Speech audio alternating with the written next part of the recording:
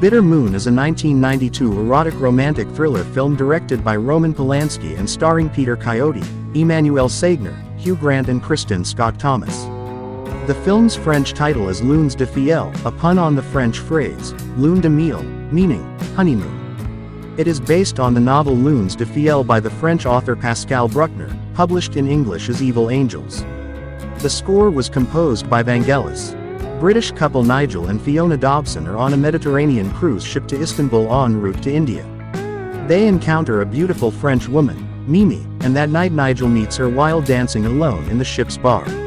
Later Nigel meets her much older and disabled American husband, Oscar, who is a failed writer, acerbic, cynical and jaded. Oscar invites Nigel to his cabin where he tells Nigel in great detail how he and Mimi first met on a bus in Paris and fell passionately in love. Nigel relates all to Fiona. Both are appalled by Oscar's exhibitionism, but Nigel is also fascinated by Mimi, who provokes him. Later, Oscar narrates how they explored bondage, sadomasochism, and voyeurism. As a contrast to their sexual adventurousness, we see Nigel and Fiona meeting a distinguished Indian gentleman, Mr. Singh, who is traveling with his little daughter Amrita. Invited by Mimi, Nigel, escaping from a bridge game, goes to meet her in her cabin, but it turns out she and Oscar have played a joke on him.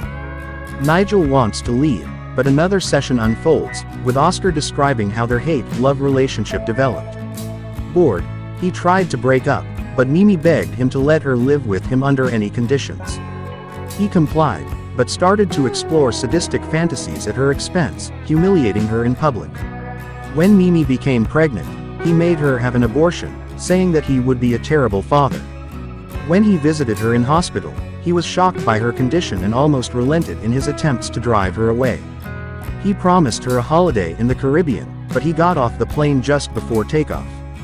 Mimi departed alone, crying. Leaving Oscar's cabin, Nigel meets Mimi and they kiss. Afterwards, he finds Fiona in the bar flirting with a young man. She warns Nigel not to stray too far, and that anything he can do, she can do better. Nigel goes to Oscar, who continues his narration. After 2 years of parties and one-night stands, he drunkenly stepped in front of a vehicle by accident.